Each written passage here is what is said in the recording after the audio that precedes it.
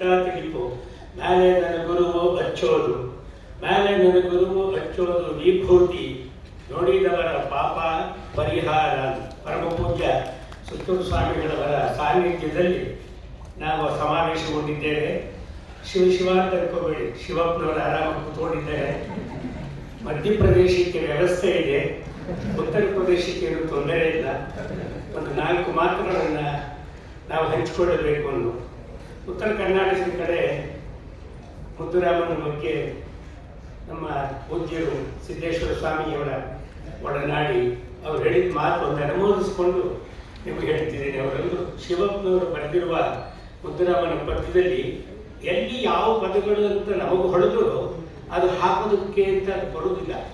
ಯಾಕೆಂದ್ರೆ ನಮ್ಮದು ಕವಿ ಸಮಯ ಅಲ್ಲ, ನಮ್ಮದು ಏನೇನೋ ಕವಿದ ಸಮಯ. ಹಾಗಾಗಿ ಅದಕ್ಕೊಂದು ಚಟಾಕಿ ಮಾತನ್ನು ಅವ್ರ ಮುಂದೆ ತರ್ತಿದ್ದೀನಿ. ಎಷ್ಟೋ ಬಾರಿ ನಮ್ಮ ಸಚಿವರುಗಳು ಮಾತಾಡುವಾಗಲೂ ಕೂಡ ಕನ್ನಡ ನಾಡು ನುಡಿಯ ಬಗ್ಗೆ, ಕೊಡಗಿನ ಸಚಿವರು ಮಾತಾಡ್ತಿದ್ರು. ನಮ್ಮ ಕರ್ನಾಟಕದಲ್ಲಿ ಕನ್ನಡ ಉಳಿಬೇಕಾ, ಕನ್ನಡ ಬೆಳೀಬೇಕಾ, ನೀವೆಲ್ಲರೂ ಕೂಡ ಕುಮಾರಸ್ವಾಮಿ ಚರಿತ್ರೆ ಓದಬೇಕು. ಓದಿದ್ರೆ ನಮ್ಮ ಕನ್ನಡ ಉಳಿಯುತ್ತೆ ಬೆಳೆಯುತ್ತೆ. ಮಕ್ಕಳಿದ್ದವರು ಕುಮಾರಸ್ವಾಮಿ ಕುಮಾರವ್ಯಾಸ, ಕುಮಾರವ್ಯಾಸನ ಚರಿತ್ರೆಗಳು ಕುಮಾರಸ್ವಾಮಿ ಚರಿತ್ರೆಗಳು ಬಹಳ ವ್ಯತ್ಯಾಸ ಇದೆ. ಪದ ಹೊಡೆಯಬಹುದು, ಏನು ಬಳಸ್ಬೇಕು ಅಂತ ಗೊತ್ತಾಗುದಿಲ್ಲ. ಅದಕ್ಕೆ ನಮ್ಮ ಶಿವಪ್ಪನವರೇ ಅವರೇ ಬರೆದಿದ್ದಾರೆ, ಹೊಳೆದದ್ದು ಪದವಾಗಿ ಅದುವೇ ಅಕ್ಷರ ವಂತಿ. ಮುಂದಿನ ಪದ ಎಷ್ಟು ಚೆನ್ನಾಗಿದೆ. ಹೊಳೆದದ್ದು ಪದವಾಗಿ ಅದುವೇ ಅಕ್ಷರ ಪಂಕ್ತಿ, ಚಿತ್ತಾಗದಿದ್ದರದು ಈಶ್ವರನ ಕರುಣೆ, ಅವನಿಗೆ ಎಂಟಿಗಲು ಅಂತ್ಯ ಸಾಲಿನ ಗಣನೆ, ಕೃತಿ ಪ್ರಾಪ್ತಿ ಕೌತುಕವೋ ಮುದ್ದು ರಾಮನ್. ಕೃತಿ ಪ್ರಾಪ್ತಿ ಕೌತುಕ ಶಿವಪ್ಪನಿಗೆ ಗೊತ್ತಿಲ್ಲ. ನಾನು ಎಷ್ಟು ಹೇಳ್ತೇನೆ, ನೀವು ಅನುಭವಿಸಲ್ಲ ಬಿಡಿ. ನೀವು ಕವಿತೆ ಬರೆದುಬಿಟ್ಟು ಕೂತಿರ್ತೀರಿ, ಅದೆಲ್ಲ ಅನುಭವಿಸೋರು ನಾನು, ನಮ್ಮ ಪುಟ್ಟಮ್ಮ. ಏನು ಕಣ್ಣನ್ನಂತ ಒಂದು ತುಂಬ ತಮಾಷೆ ಅಂತ ಹೇಳಿದ್ರೆ, ಬಸ್ಸಲ್ಲೊಬ್ಬ ಕೂತಿದ್ದಾನೆ ಇವತ್ತು, ಆತನಿಗೆ 8 ಚಿನ್ನದ ಪದಕಗಳ ಪುರಸ್ಕೃತ. ಒಬ್ಬ ಕರ್ನಾಟಕದಲ್ಲಿ ಅತ್ಯಂತ ಹೆಸರುವಾಸಿ ಮತ್ತೆ ಹೆಸರು ಪಡಿತಾ ಇರ್ತಕ್ಕಂಥ ವಿಮರ್ಶಕ, ಎಲ್ಲ ಪ್ರಾಜ್ಞರ ನಡುವೆ ಗುರುತಿಸಿಕೊಂಡಿರೋ ವ್ಯಕ್ತಿ ಸತ್ಯನಾರಾಯಣ ಅಂತ. ಈಗ ಚಿಕ್ಕಮಗಳೂರಿಗೆ ಬಂದಿದ್ದಾರೆ. ಆಮೇಲೆ ಬಸ್ ಹತ್ತದ ನಾನು ಹೇಳ್ತಾ ಇದ್ದೆ, ಸತ್ಯ ಹೇಳಿದ್ನೇ ಹೇಳ್ಕೊಂಡು ಕೂತಿರ್ತೀಯ, ನೋಡುವ ಪುಸ್ತಕ ನೋಡಿ ಎಷ್ಟು ಚೆನ್ನಾಗಿದೆ, ಈ ಪದ್ಯಗಳು ಓದು ಮುಂದೆ. ಓದ್ದ ಖುಷಿ ಆಗ್ಬಿಟ್ಟು ಒಂದಿನ ಬಸ್ ಹತ್ಕೊಂಡಿದ್ದಾನೆ. ಬಸ್ ಹತ್ಕೊಂಡು ನಮ್ಮ ಪುಸ್ತಕ ಸಿಕ್ಕಲ್ವ, ನಾನು ತಿರೋದು ಒಂದೇ ಬಾರ್ದಿದೆ. ನಾನಿರೋದು ಹಿರೇಮಗಳೂರು, ಅವನು ಇರೋದು KR ಪೇಟೆ. ಅಲ್ಲಿಂದ ಹತ್ಕೊಂಡು ನನ್ನ ಪಕ್ಕದಲ್ಲಿ ಕೂತಿದ್ದಾನೆ. ಪುಸ್ತಕ ಹಿಡ್ಕೊಂಡು ಈ ನೋಡ್ತಾ ಇದ್ರು. ಇವನು ಮೆತ್ತಿಗೆ, ಸರ್ ಅದು ನಿಮ್ಗೆ ಇಷ್ಟನಾ? ಅವರೇನು ಮಾತಾಡಲಿಲ್ಲ. ಯಾಕಪ್ಪ ಅದು ಯಾವ ಪುಸ್ತಕ ಸರ್? ಅದು ನಿಮ್ಗೆ ತೋರಿಸಿದ್ರು. ಸರ್ ಮುದ್ದುರಾಮ ನಮ್ಮ ಕಣ್ಣನ ಮಾಮ ಹೇಳಿದ್ದಾರೆ, ನನಗೆ ತುಂಬ ಮೆಚ್ಚುಗೆ, ಆ ಪುಸ್ತಕ ಸಿಕ್ಕಿಲ್ಲ, ನೀವೇನು ಅನ್ಕೋಬೇಡಿ, ಅದು ನಮ್ಗೆ ಸ್ವಲ್ಪ ಕೊಡ್ತೀರಾ, 2 ಪದ್ಯ ನೋಡ್ಕೊಡ್ಲ ಅಂತ. ಓದ್ಬಿಟ್ಟು ಸರ್ ಇಂಥ ಪುಸ್ತಕ ನೀವು ಓದ್ತಾ ಇದ್ದೀರಲ್ಲ, ಅದಕ್ಕೆ ನೀವು ಆರೋಗ್ಯವಾಗಿರೋದು ಅಂತ. ಅವರೇ ಕಳಿಸಿ ಶಿವಪ್ಪ. ಒಬ್ಬ ಕವಿಗೆ ಗೊತ್ತಿರಲ್ಲ, ಆವಾಗ ಒಬ್ಬ ಕವಿಗೆ ಗೊತ್ತಾಗಿದ್ರೆ ಸಾರ್ವಜನಿಕ ಸ್ವತ್ತಾಗುತ್ತೋ. ಅವ್ನು ಸತ್ಯನಾರಾಯಣ ಇವತ್ತು ನೆನಪಿಸ್ಕೊಳ್ತಾನೆ, ಮಾಮ ಎಂಥ ಕೆಲಸ ಆಯ್ತು, ನಾನು ಆಮೇಲೆ ಕೇಳಿ ನಿರ್ಮಿಸ್ತೇನು ಅಂದ್ರೆ ಅವನಪ್ಪ ಕಳಿಸಿ ಶಿವಪ್ಪ. ನಾನು ಕೈ ಸುರಿಸ್ತೇ. ಅದು ಕವಿಗೆ ಹೊಳೆದದ್ದು ಕವಿಗೆ ಹೊಳೆಯದು, ಜನಕ್ಕೆ ಹೊಳೆಯುವುದಲ್ಲಿ. ಅದರಿಂದ ನಾನು ಹೆಚ್ಚಿಗೆ ಮಾತಾಡಿದ್ರೆ ನನ್ನ ಅನಿಸಿಕೆ ಎರಡಿತ್ತು. ಅದನ್ನು ಪೂಜ್ಯ ಸ್ವಾಮೀಜಿಯವರು ಮುಂದೆ ಕವಿ ಮುಂದೆ ತೋಡ್ಕೊಳ್ಳೋಕೆ ನಿಂತಿದ್ದೇನೆ. ನಮ್ಮ ಗುರುರಾಜ್ ಕರ್ಜಿಗೆ ದೇವರು ಇಷ್ಟೊತ್ತು ಹೇಳುವಾಗ ಕೃಷ್ಣಗೌಡರು ಮಾಡಿದೊಂದು ಕಿತಾಪತಿ ಮಾಡಿದ್ರು. ಎಲ್ಲರೂ ನನಗೂ ಏನಾದ್ರು ಒಂದು ಕಿತಾಪತಿ ಇರುತ್ತೆ. ಇವತ್ತೇನು ಮಾಡಿದ್ರು ಹೇಳಿ, ನೀವೆಲ್ಲ ಈ ಕಡೆ ತಿರುಗಿದ್ದೀರಿ, ನಿಮ್ಮ ಮುಖ ಎಲ್ಲ ಈ ಕಡೆಗೆ ತಿಳ್ಕೊಂಡಾಗ ನಿಮ್ಮದೆಲ್ಲ ಈ ಕಡೆಗೆ ನೇತ್ರ. ನಮ್ಮದೆಲ್ಲ ಏನಿವತ್ತು ಮುದ್ದುರಾಮನ ಸ್ತೋತ್ರ. ಅದಕ್ಕೆ ಅರ್ಹರು ಯಾರಪ್ಪ ಅಂತ ಗಣಿತನಿಗೆ ಕರೆಸಿರೋದೇ ಆರ ಮಿತ್ರ. ಅವರಿಗೆ ಇವರು ಇಟ್ಟಿದ್ದೇನಪ್ಪ ಅಂತ ಹೇಳಿದ್ರೆ ಎಕಡ 2 ಹೊಸ ಪಾದರಕ್ಷೆ. ಆ 2 ಪಾದರಕ್ಷೆ ನಾನು ನೋಡ್ತಾ ಇದ್ದೆ, ಒಳ್ಳೆ ಕೊಟ್ಟರೆ ಬಹುಮಾನ ಹೀಗೆ ಕೊಡ್ಬೇಕು. 2 ಪಾದರಕ್ಷೆ ಕೊಟ್ಕೊಂಡ್ರೆ ಮಿತ್ರ ಅವ್ರನ್ನ ನೋಡ್ತಾ ಇದೆ. ಅವ್ರನ್ನ ಹತ್ತಿರಕ್ಕೆ ತಂದು ತೊಟ್ಕೊಂಡ್ರು. ಏನು ಮಾಡೋದು? ಈ ಭಕ್ತರುಗಳಿಗೆ ಯಾವತ್ತೂ ದಕ್ಷಿಣ ಎತ್ತಿಟ್ಕೊಂಡು ಅಭ್ಯಾಸ. ಆ ಹಳೆ ಪಾದ ರಕ್ಷೆ ಏನ್ ಮಾಡ್ತಾರೆ ಅಂತ ನೋಡ್ರಿ, ಅವ್ರು ಈ ಕಡೆಗೆ ಇಟ್ಟಿದ್ರೆ ಸಿಗ್ತಿರ್ಲಿಲ್ಲ, ಇಟ್ಟಿದ್ದು ಈ ಕಡೆಯಿಂದ ಕೃಷ್ಣ, ಆ ಕಡೆ ಕದ್ದದ್ದು ರಾಮ. ಅದನ್ನ ಕದ್ದು ತಲೆ ಮೇಲೆ ಇಟ್ಕೊಂಡು ನಾನು ಈ ಕಡೆ ತಂದಿಟ್ಟೆ. ಬಹಳ ಜನ ನೋಡ್ತಾ ಇದ್ರು. ನನಗೆ ಅವಾಗ ಒಂದು ಪದ್ಯ ನೆನಪಾಯಿತು. ವಾಲ್ಮೀಕಿ ವ್ಯಾಸಾದಿ ಪಂಪರನ್ನರ ಕೀರ್ತಿ ಕಾಮಿನಿ ಅಡಿಗಳ ಅವರತರ ಧೂಳಿಯು ಶಿರದುಳ್ಳಾಡುವ ಪುಣ್ಯಮಂ ಬಯಸಿ. ಹೇ ದೇವಿ, ವಾಗ್ದೇವಿ, ಭೂದೇವಿ, ಶ್ರೀದೇವಿ, ನಿನ್ನನ್ನು ಎದೆ ತುಂಬಿ ಪ್ರಾರ್ಥಿಸುವೆನು. ಕೃಪೆದವರು ನನಗೆ ನಿನ್ನ ವಾಗ್ದೇವತಾ ಪ್ರಸಾದಮಂ. ನಮ್ಮ ಕುವೆಂಪುರವರು ಹೇಳಿದಂತಹ ಅಂತ ಒಂದು ಧೂಳು ನಮ್ಮ ತಲೆಯ ಮೇಲೆ ಬಿದ್ದರೆ ಸಾಕು, ನಮ್ಮ ಬದುಕು ಸಾರ್ಥಕವಾಗತ್ತೆ ಅಂದರು. ಆ ದೃಷ್ಟಿಯಲ್ಲಿ ನನ್ನ ನಿನ್ನೆಯೂ ಕೂಡ ನಾನು ಹೇಳ್ತಾರೆ, ಶಿವಪ್ಪನನ್ನು ಮಾತಾಡಿಸಿದ್ರೆ ನಾನು ಮಾತಾಡಿಸೋದು ತುಂಬ ಕಡಿಮೆ. ಆದರೆ ಅಕಸ್ಮಾತ್ ಮಾತಾಡಿದಾಗ ಮಾಮ ನಿಮಗೆ ನಷ್ಟ ಬಿಡಿ, ನೀವು ಸುಮ್ಮನೆ ಬರ್ಕೊಂಡು ಕೂತ್ರಿ, ನಾನು ಬಡ್ಕೊಳ್ಳೋದ್ರಲ್ಲೇ ಸಂತೋಷ ಪಟ್ಟಿದ್ದೀನಿ.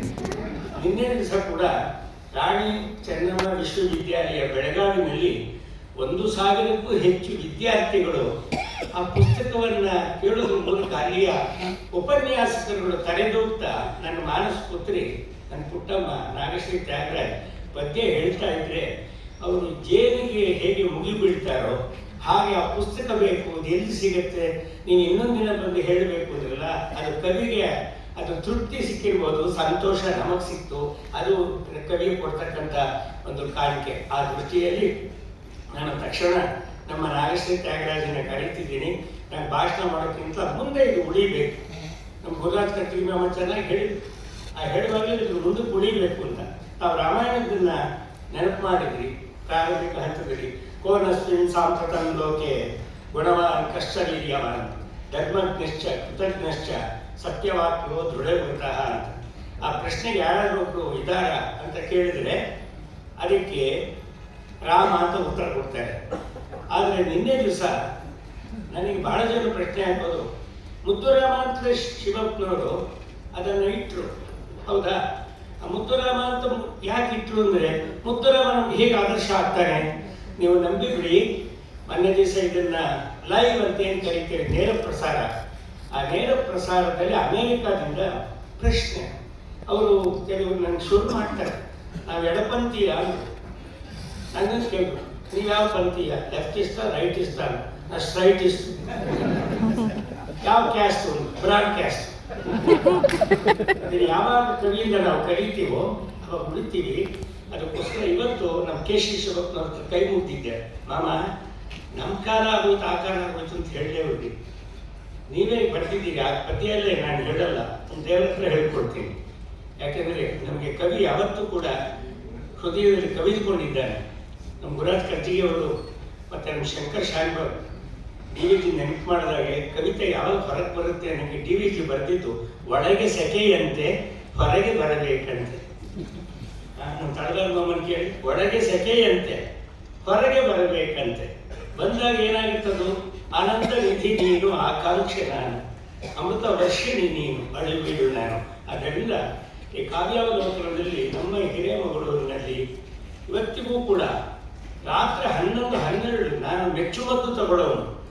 ಅವ್ರು ಹೇಳಿದ್ರಿಲ್ಲ, ತಕ್ಕೊಂಡೇ ಒಂದು ಪದ್ಯ ಹೇಳಿ ಅಂತ ಹೇಳ್ತಕ್ಕಂಥ ಜನಕ್ಕೆ ಅವರ ಕಾವ್ಯ ಜನಮಾನಸವನ್ನ ಅದು ಹೊಕ್ಕಿದೆ.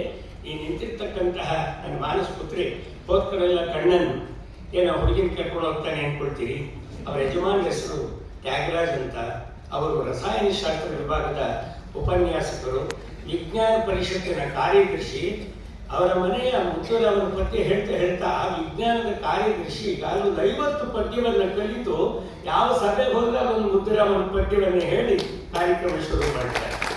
ಅವರ ಮನೆಗೆ ನಾಗಶ್ರೀ ತ್ಯಾಗರಾಜ್, ಇವರ ತಂದೆ ಕಿರಾಣಿ ಅಂಗಡಿ ಇಟ್ಟಿರೋರು.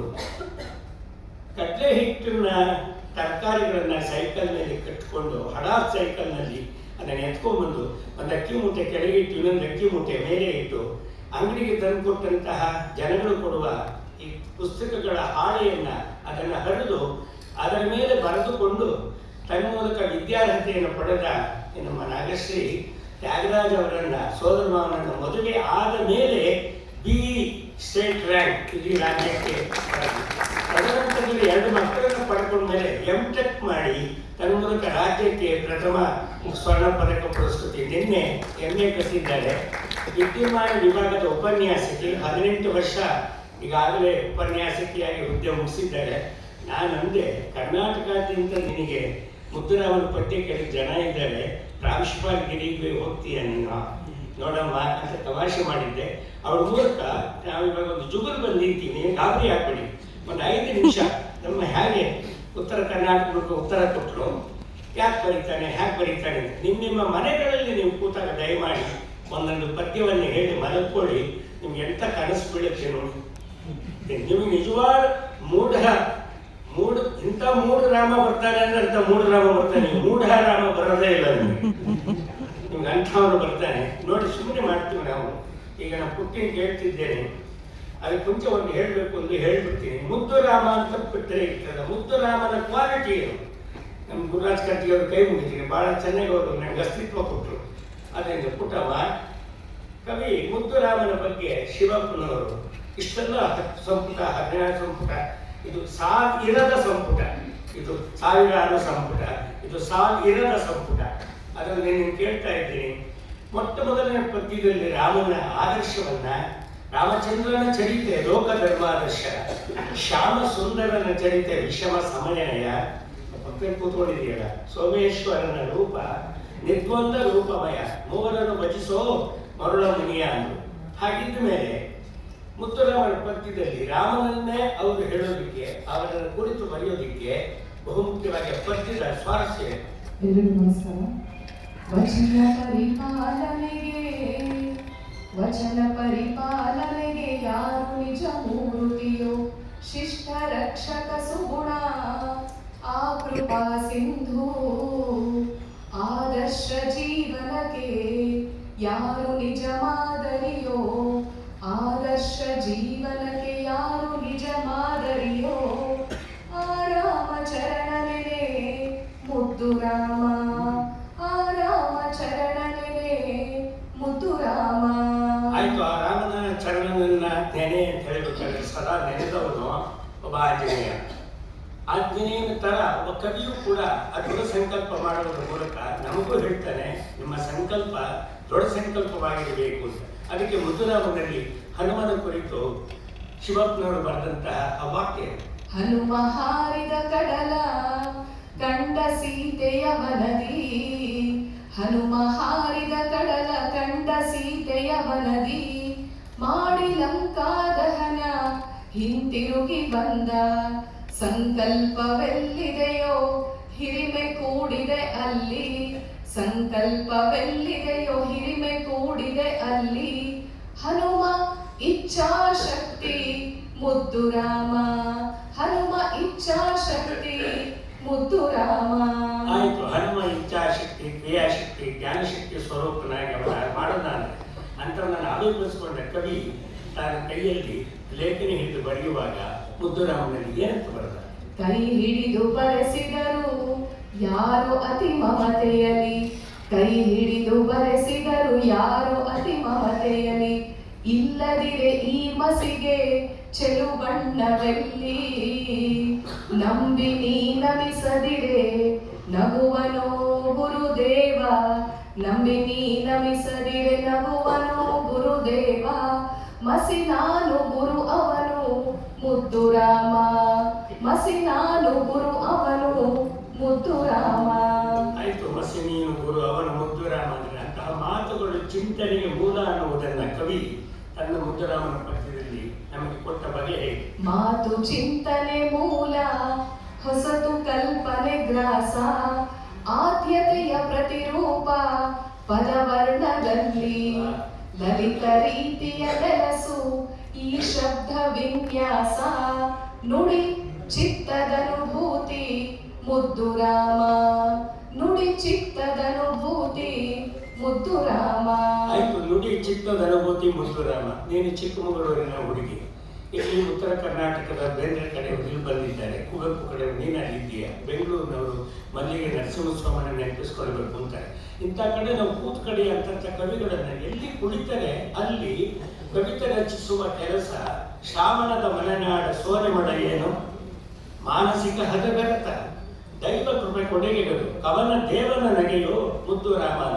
ಹಾಗಿದ್ದ ಮೇಲೆ ನಮಗೆ ನಾವು ಕೂತಿರುವ ಜಾಗದಲ್ಲಿ ಇಷ್ಟು ಜನಕ್ಕೂ ಮಲೆನಾಡನ್ನು, ಉತ್ತರ ಪ್ರದೇಶವನ್ನು, ಉತ್ತರ ಕರ್ನಾಟಕವನ್ನು, ಬೆಂಗಳೂರನ್ನು ನೆನಪಿಸ್ಕೊಳ್ಳೋದು ಮೂಲಕ ಕವಿ ನೆನಪಿಸ್ಕೊಳ್ಳೋಕ್ಕೆ ನಮ್ಮ ಕವಿ ಶಿವಪ್ಪನವರು ತಮ್ಮಲ್ಲಿ ಕವಿದಂತಹ ಪದಗಳನ್ನು ಕವಿ ರೂಪದಲ್ಲಿ ನಮಗೆ ಕಿವಿ ಕೊಟ್ಟ ಪದ ಯಾವುದು? ಮಲೆನಾಡ ನೆನೆದಾಗ ಜೀವಂತ ಪುಟ್ಟಪ್ಪ, ಮಲೆನಾಡ ನೆನೆದಾಗ ಜೀವಂತ ಪುಟ್ಟಪ್ಪ, ನಾದಗರಿ ನಲಿದಾಗ ಕಣ್ಮುಂದೆ ಬೇಂದ್ರೆ, ಮಲ್ಲಿಗೆಯ ನೆನೆದಾಗ ಒಲುಮೆ ಕವಿ ಪ್ರತ್ಯಕ್ಷ, ನೆನಪು ಭಾವದ ಬಿಂಬ ಮುದ್ದು ರಾಮ, ನೆನಪು ಭಾವದ ಬಿಂಬ ಮುದ್ದು ರಾಮ. ಆಯ್ತು, ನೆನಪು ಭಾವದ ಬಿಂಬ. ಆ ನೆನಪು ಭಾವದ ಬಿಂಬ ಅಂತ ಬರಬೇಕಾದ್ರೆ ಪೂಜ್ಯ ಸ್ವಾಮೀಜಿಯವರು ಕೂತಿದ್ದಾರೆ. ಬಸವ ತತ್ವದ ಈ ಒಂದು ಜ್ಯೋತಿ ದರ್ಶನದಲ್ಲಿ ನಮ್ಮನ್ನು ಎದುರಿಸುವಾಗ ಅವರನ್ನೇ ನೋಡ್ತಿದ್ದ ಹಾಗೆ ಮುದ್ದುರಾಮ ತರುವಾಗ ನಮಗೆ ಆ ಬಸವನ ತತ್ವ ಒಂದೇ ಪದ್ಯದಲ್ಲಿ ತಿಳಿದರೊಳು ತಮ್ಮ ಮಡಕೆದಂತೆ ಎನ್ನುವ ಹಾಗೆ ನಮಗೆ ತಿಳಿ ಹೇಳುವ ಶಿವಪ್ಪನವರ ಪದ್ಯ ಯಾವುದು? ಬಸವನೆಂದರೆ ಯಾರು, ಬಸವನೆಂದರೆ ಯಾರು, ಬಿಜ್ಜಳನ ಕರಣಿಕನೆ, ಬಿದ್ದವರ ನೆತ್ತಲಿಗೆ ಬಂದ ಶಿವಯೋಗಿ, ಅನುಭಾವದೆತ್ತರಕ್ಕೆ ಕಾಯಕವ ತಂದಾತ, ಅನುಭಾವದೆತ್ತರಕ್ಕೆ ಕಾಯಕವ ತಂದಾತ, ತತ್ವವೆಂದರೆ ಬಸವ ಮುದ್ದು ರಾಮ, ಬಸವ ಅಲ್ಲಮ ಕನಕ. ಒಂದೇ ನಿಮಿಷ ಓಡ್ಬಿಡ್ಬೇಡ, ಮುಂದೆ ಅವಕಾಶ ಕೊಡ್ತಿರೋ ಈ ಒಂದು ಮುಂದೆ ನೋಡು ಮಗಳೇ, ವಚನ ಸಾಹಿತ್ಯವನ್ನು ಓದುವಾಗ ನಮ್ಮ ಕರ್ನಾಟಕದಲ್ಲಿ ದಾಸ ಸಾಹಿತ್ಯವನ್ನು ನೆನಪಿಸ್ಕೊಳ್ತೀವಿ. ನಮಗೆ ಕವಿಯೇ ನಮಗೆ ಸಂಗಮವಾಗಿ ಕೊಡ್ತಕ್ಕಂಥವು. ಕಣ್ಣೆರಡು ನೋಟ ಒಂದೇ, ಕಿವಿ ಎರಡು ಶ್ರವಣ ಒಂದೇ, ಕೊಳ್ಳೆ ಎರಡು ಉಸಿರೊಂದೇ, ತುಟಿ ಎರಡು ಮಾತೊಂದೇ, ಕೈ ಎರಡು ಕಾರ್ಯ ಒಂದೇ, ಕಾಲೆರಡು ನಡಿಗೆಯೊಂದೇ, ಶ್ವಾಸವೆರಡು, ವಿಶ್ವಾಸ ಒಂದೇ. ದಾಸ ಸಾಹಿತ್ಯ, ವಚನ ಸಾಹಿತ್ಯ ಎರಡನ್ನು ಕವಿ ಎಷ್ಟು ಚೆಂದಾಗಿ ನಮಗೆ ಸಂಗಮಿಸಿ ಕೊಟ್ಟಿದ್ದಾರೆ ಅನ್ನೋದಕ್ಕೆ ಮುಂದಿನ ಪದ್ಯ. ಬಸವ ಅಲ್ಲಮ ಕನಕ ಸಿರಿ ಪುರಂದರ ವ್ಯಾಸ, ಬಸವ ಅಲ್ಲಮ ಕನಕ ಸಿರಿ ಪುರಂದರ ವ್ಯಾಸ, ಬರೆದರೆ ಅನಿಸಿಕೆಯ ಬೆಸರ ಪೊಗಳಿಕೆಗೆ, ಹೆಸರು ಯಾವುದೇ ಇರಲಿ ಗುಣ ಒಂದೇ ಸತ್ಕೃತಿಗೆ, ಹೆಸರು ಯಾವುದೇ ಇರಲಿ ಗುಣ ಒಂದೇ ಸತ್ಕೃತಿಗೆ, ಅಂಕಿತದಲ್ಲೇನಿದೆಯೋ ಮುದ್ದು ರಾಮ, ಅಂಕಿತದಲ್ಲೇನಿದೆಯೋ ಮುದ್ದು ರಾಮ. ಇದನ್ನ ಬರಿಬೇಕಾದ್ರೆ ಕವಿ ಮಾತ್ರ ಪುರುಸತ್ತಿತ್ತು, ಅವ್ರಿಗೇನು ಕೂತ್ಕೊಂಡು ಬರೀತಾರೆ, ಅಯ್ಯೋ ನಮ್ಮ ಕಷ್ಟ ನಮಗೆ ಗೊತ್ತು, ನಿಮ್ಗೇನು ಗೊತ್ತಿದೆ, ನಮ್ಮ ಹಣೆ ಬರ ನಮಗೆ ಇದೆ ಅಂತ ನಮ್ಮ ಜನ ಒಣಗಿದರೆ ಅದಕ್ಕೆ ಕವಿ ನಮಗೆ ಕೊಟ್ಟಿರ್ತಕ್ಕಂತಹ ಧೈರ್ಯದ ಮಾತೇನು? ದಿನ ಒಂದೇ ಎಲ್ಲರಿಗೆ ತೋರಿಸ್ಬೇಕು. ದಿನ ಒಂದೇ ಎಲ್ಲರಿಗೆ, ಹಿರಿಯರಿಗೆ ಕಿರಿಯರಿಗೆ, ದಿನ ಒಂದೇ ಎಲ್ಲರಿಗೆ, ಹಿರಿಯರಿಗೆ ಕಿರಿಯರಿಗೆ, ಕೆಂದುಟಿಯ ಉಷೆಯಿಂದ ಮುಸ್ಸಂಜೆ ತನಕ, ಎಂತು ನೀ ಬಳಸುವೆಯೋ ಇದೆ ಅಂತೆ ಎಲ್ಲ, ಎಂತು ನೀ ಬಳಸುವೆಯೋ ಇದೆ ಅಂತೆ ಎಲ್ಲ, ದಿನದ ಯೋಜನೆ ನಿನದು ಮುದ್ದು ರಾಮ, ದಿನದ ಯೋಜನೆ ನಮದು ಮುದ್ದು ರಾಮ. ಹಾಗಿದ್ರೆ ಮಕ್ಕಳ ಮನೆಗೆ ನೀವು ಒಂದು ಮಾತಾದರೂ ಹೇಳ್ತಿದ್ರೆ ಏನು ಪ್ರಯೋಜನ? ಮಕ್ಕಳನ್ನ ಮಕ್ಕಳಾಗಿ ಮಕ್ಕಳ ಮನಸ್ಸಿನಂತೆ ನೀವು ಹೇಳ್ತಾ ಬಂದಿದ್ದೆ ಆದ ಪಕ್ಷದಲ್ಲಿ ನಾವು ಮಕ್ಕಳಂತೆ ಕೇಳ್ತಿರುವಾಗ ಮಗುವಿನಂತೆಯೇ ಕುಳಿತಿರ್ತಕ್ಕಂಥ ಪೂಜ್ಯರ ಮುಂದೆ ಎರಡು ಪದ್ಯದಲ್ಲಿ ನಾವು ಕೂಡ ಅವರ ವಚನದ ಕಡೆಗೆ ಕಿವಿಕೊಡೋದಕ್ಕೆ ಒಂದು ಮಾತು ಅಂತಿದ್ರೆ, ಮಕ್ಕಳಿಗೆ ಕೂತು ಮುದ್ದರಾಮರ ಪದ್ಯಗಳನ್ನು ಹೇಳುವಾಗ ಯಾವ ಪದ್ಯದಲ್ಲಿ ಅವರನ್ನ ತಂದೆ ತಾಯಿಯನ್ನು ಎಚ್ಚರಿಸ್ತಕ್ಕಂಥ ರೀತಿಗೆ ಅವರ ಶಿವಪ್ಪನವರ ನೀತಿ ಮಾತೆ. ಹೊತ್ತಾರೆ ಎದ್ದಾಗ ರಾತ್ರಿ ಮಲಗುವ ಮುನ್ನ, ಹೊತ್ತಾರೆ ಎದ್ದಾಗ ರಾತ್ರಿ ಮಲಗುವ ಮುನ್ನ, ನೆನೆ ಮೊದಲು ಬಾಳಿಗೆ ಬೆಳಕ ತಂದವರ, ಅವರಿತ್ತ ದೋಣಿಯಲಿ ನಿತ್ಯ ಪಯಣವು ನಮದು, ಅವರಿತ್ತ ದೋಣಿಯಲಿ ನಿತ್ಯ ಪಯಣವು ನಮದು, ನಮಿಸೋಣ ಚರಣಕ್ಕೆ ಮುದ್ದು ರಾಮ, ನಮಿಸೋಣ ಚರಣಕ್ಕೆ ಮುದ್ದು ರಾಮ. ಹಾಗಿದ್ದ ಮೇಲೆ ನಮಗೆ ಜನ್ಮ ಕೊಟ್ಟವರು ಯಾರು, ಪಾಠ ಹೇಳಿದವರು ಯಾರು, ವಿವೇಕ ತಿಳಿಸಿದವರು ಯಾರು, ತಿಳ್ಕೊಳ್ಳೋದಕ್ಕೆ ನಾವು ಯಾರಿಗೆ ಗುಣ ಸಲ್ಲಿಸಬೇಕು? ಕವಿ ರಾಷ್ಟ್ರಕವಿ ಹೇಳಿದರು, ಎನಿತು ಜನ್ಮದಲ್ಲಿ ಎನಿತು ಜೀವನಿಗೆ ಎನಿತು ನಾವು ತಿಳಿದು ನೋಡಿದರೆ ಬಾಳು ಎಂಬುದಿದು ಋಣದ ರತ್ನದ ಗಣಿ. ಅದು ಶಿವಪ್ಪನವರ ಮಾತೇನು? ಜನುಮವಿತ್ತವರಾರೋ ಅನ್ನವಿತ್ತವರಾರೋ, ಜನುಮವಿತ್ತವರಾರೋ ಅನ್ನವಿತ್ತವರಾರೋ, ಅರಿವ ನಿನ ಗುಣಪಡಿಸಿ ಬೆಳೆಸಿದವರಾರೋ, ನಿನ್ನ ಸುಖ ಸಂಚಯಕ್ಕೆ ನಿನ್ನ ಸುಖ ಸಂಚಯಕ್ಕೆ ಬೆವರ ಸುರಿದವರಾರೋ, ನಾ ಋಣದ ಸರಮಾಲೆ ಮುದ್ದು ರಾಮ, ನಾ ಋಣದ ಸರಮಾಲೆ ಮುದ್ದು ರಾಮ. ಆಯ್ತು, ಅದನ್ನ ಹಂಚ್ಕೊಳ್ಳೋದಕ್ಕೆ ಒಂದು ನಗು ಬೇಡೇನ್ರಿ? ನಗ ಇದ್ದೇನು ಪ್ರಯೋಜನ? ನಗು ಬೇಡ. ಹೆಣಕ್ಕೂ ಹಣಕ್ಕೂ ಏನು ವ್ಯತ್ಯಾಸ? ಇದು ನಗದು, ಅದು ನಗದು, ನೆಗದು ಬಿದ್ದು ಹೋಗೋ ಜನ ನಾವು. ಆದ್ದರಿಂದ ಅಂತ ಸಂದರ್ಭದಲ್ಲಿ ಹಂಚ್ಕೊಳ್ಳೋದ್ರಿಂದ ನಮ್ಮ ಕವಿ ಎಷ್ಟು ಚೆನ್ನಾಗಿ ಹಂಚ್ಕೊಂಡಿದ್ದಾರೆ ನೋಡಿ. ಹಂಚಿಕೋ ಇರುವಷ್ಟು ನಕ್ಕು ಬಿಡುವಾದಷ್ಟು, ಹಂಚಿಕೋ ಇರುವಷ್ಟು ನಕ್ಕು ಬಿಡುವಾದಷ್ಟು, ಬಂದಷ್ಟೇ ಸಾಕೆನುತ ನಗುತ್ತಲಿರು ಇಷ್ಟು, ಎಷ್ಟೆಷ್ಟು ಸಂಗ್ರಹವೋ ಪೇಚಾಟ ಅಷ್ಟಷ್ಟು, ಎಷ್ಟೆಷ್ಟು ಸಂಗ್ರಹವೋ ಪೇಚಾಟ ಅಷ್ಟಷ್ಟು, ಬಾಳೆಂದರಿಷ್ಟಿಷ್ಟೇ ಮುದ್ದು ರಾಮ, ಬಾಳೆಂದರಿಷ್ಟಿಷ್ಟೇ ಮುದ್ದು ರಾಮ. ಬಾಳನ್ನು ಬಾಡುವುದಕ್ಕೆ ನಮ್ಮ ಮುದ್ದುರಾಮನ ಪತ್ರದಲ್ಲಿ ಮುದ್ದುರಾಮ ಅಂತ ಹೇಳಿದ್ದಕ್ಕಾಗಿ ನಾನು ನಿನ್ನೆ ಲೈವ್ ಅನ್ನೋದರಲ್ಲಿ ನಮ್ಮ ಗುರುರಾಜ್ ಕರ್ಜಿಗಿ ಮ್ಯಾಮ್ ಅವರು ಏನು ಅಸ್ತಿತ್ವವನ್ನು ಒದಗಿಸಿಕೊಟ್ರೋ ಅದನ್ನು ಮುಂದುವರೆದ ಭಾಗವಾಗಿ ಹೇಳಿದೆ. ನಾವೆಲ್ಲ ಅರ್ಥ ಮಾಡಿಕೊಳ್ಳಬೇಕು, ಆದರ್ಶ ಜೀವನಕ್ಕೆ ಯಾರು ನಿಜ ಮಾದರಿಯೋ ರಾಮನನ್ನ, ನಮ್ಮ ಶಿವಪ್ಪನವರು. ಯಾಕೆ ಹೇಳಿ? ರಾಮ ರಮಣೀಯ, ಕೃಷ್ಣ ಸ್ಮರಣೀಯ, ರಾಮ ಸೆಳೆಯುವವನು, ಕೃಷ್ಣ ತೊಳೆಯುವವನು, ರಾಮ ಮಡಿವಂತ, ಕೃಷ್ಣ ಸಲಿಗೆವಂತ, ರಾಮನೊಡನೆ ವಾಕಿಂಗು ಕಷ್ಟ, ಕೃಷ್ಣನೊಡನೆ ಹೋಗದಿದ್ದರೆ ನಮಗೆ ನಷ್ಟ. ಅದಕ್ಕೆ ನಮಗೆ ಶಿವಪ್ಪ ಇಷ್ಟ. ಶಿವಪ್ಪ ಸುಂದರ ಮತ್ತು ಕೂತ್ಕೊಂಡ್ಬಿಡ್ಬೋದು. ಆ ವೃತ್ತಿಯೊಳಗೆ ನನಗೆ ಉತ್ತರ ಕೊಟ್ಟೆ. ಅವ್ರು ಯಾಕೆ ರಾಮನನ್ನು ಆಯ್ಕೆ ಮಾಡಿಕೊಂಡು ಅದಕ್ಕೆ ಗುರುರಾಜ್ ಕರ್ಜಿಗಿಯವರ ಆರಂಭದಲ್ಲಿ ಕೊಟ್ಟರು. 32 ಗುಣಗಳನ್ನ ನಾವು ಮುದ್ದು ರಾಮ ಅನ್ನುವ 4 ಅಕ್ಷರದಲ್ಲಿ ಕಂಡುಬಿಡ್ತೀವಿ. ಅದನ್ನು ವಾಲ್ಮೀಕಿ ಬರೆದಿದ್ದನ್ನ ಕನ್ನಡದಲ್ಲಿ ನಮಗೊಂದು ಹೆಮ್ಮೆ ಅಂತ ಹೇಳಿದರೆ, ಕುವೆಂಪುರವರ ಕಡೆಯಲ್ಲಿ 2 ಪದ ಸೇರಿಸಿದ್ರು. ಅದಿಲ್ಲಿಗೆ ಅಭಿಮುಖವಾಗಿರ್ತಕ್ಕಂತಹ ಯೋಗಿಗಳ ಮೂಲಕ ಗೊತ್ತಾಗತ್ತೆ ನಮಗೆ. ಮುದ್ದು ರಾಮ ಅಂತ ನಿಮ್ಮ ನೆನಪು ಬರ್ತಿದ್ದಾಗೆ 32 ಗುಣ ರಾಮನದು ಬರಬೇಕು.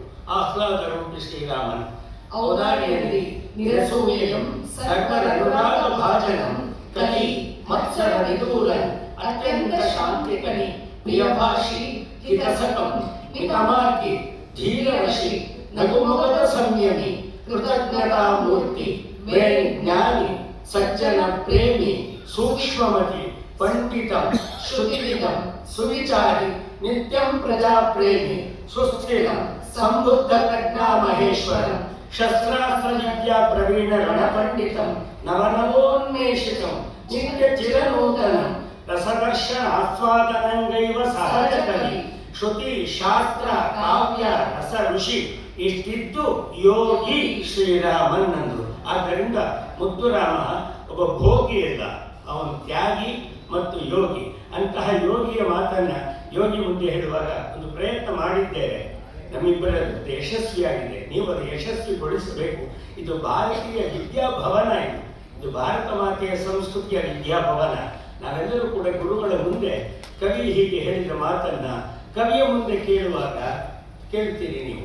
ಆದರೆ ಒಬ್ಬ ಖಾಲಿ ತೊಟ್ಟು ತನ್ನ ಮೂಲಕ ಎಲ್ಲವನ್ನ ತ್ಯಾಗ ಮಾಡಿ ಸಮಾಜಕ್ಕೆ ಹಸನ್ಮುಖಿಯಾಗಿಸುತ್ತ ಕಿವಿಗೆ ಸೊದೆಯಾಗಿ ಮನೆಗೆ ಸಂತರ್ಪಣವಾಗಿ ಸಂಭ್ರಮಕ್ಕೆ ಸಂಭ್ರಮವು ಸಂಘಟಿಸಿದೆಂಬಂತೆ ಕಲ್ಲು ಸಕ್ಕರೆಗೆ ಜೇನುತುಪ್ಪ ಬೆರೆಸಿದಂತೆ ನಮ್ಮನ್ನೆಲ್ಲ ಹರಿಸುವ ಸ್ವಾಮೀಜಿಯವರನ್ನ ನಾವೇನು ಕೇಳ್ಕೊಳ್ಬೇಕು ಅನ್ನೋದನ್ನ ನಮ್ಮ ಮುದ್ದುರಾಮನ ಕವಿ ಶಿವಪ್ಪನವರು ಬರೆದಿದ್ದಾರೆ. ಬನ್ನಿ ತುಟಿ ತೆರೆದು ನಾವು ಅದನ್ನು ಹೇಳುವುದರ ಮೂಲಕ ನಮ್ಮ ಗುರುಗಳಿಗೆ ವಂದನೆ ಮಾಡಿ ಅವರ ಕಿವಿಗೆ ನಾವು ಕಿವಿಯಾಗೋಣ ಅಂತ.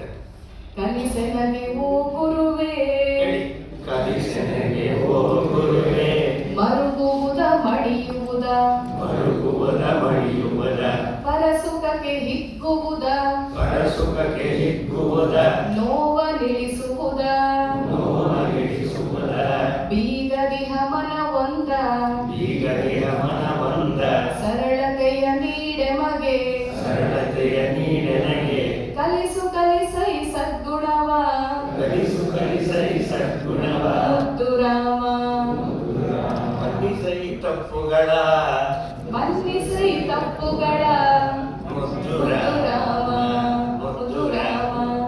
ವಿಭೂತಿಗೆ ನಮೋ ಕೃತಿ ವಿಭೂತಿಗೆ ನಮೋ ದರ್ಶನ ಧ್ವನಿ ರಸಾಮೃತ ಪಾನ ದಾನಂತರಿಂ ಲೋಕ ಶೋಕವ ದಳಿಸಿ ಭುವನತ್ರಯಂಗಳಂ ತಡಿಪನಂದನ ತಪೋದೀಕ್ಷಯಂ ಪುಣ್ಯ ಸಭ ರಸರ್ಷಿಗೆ ಯೋಗಮತಿಗೆ ಸಹೃದಯ ವಿಭೂತಿಗೆ ನಮೋ ಸರ್ವಭಾಷಾಮಯಿ ಭಗವತಿಯ ಪೂವಡಿಯ ಕನ್ನಡದ ಸಿರಿಗುಡಿಯ ನುಡಿಯ ಕಣ್ಪಡಿಮೆಯೊಳ್ ಕಡೆದು ಮೂಡಿಹ ನಿತ್ಯ ರಾಮಂಗೆ ನಮ್ಮ ರಾಮಂಗೆ ದಶರಥ ಕಂದಂಗೆ ಕೌಸಲೆಯ ತನಯಂಗೆ ಸೀತಾವಲ್ಲಭಂಗೆ ಜಾನಕಿ ವಲ್ಲಭಂಗೆ ಓಂ ನಮೋ ಶಿವಪ್ಪ ರಾಮಂಗೆ ರಾಮನಿಗೆ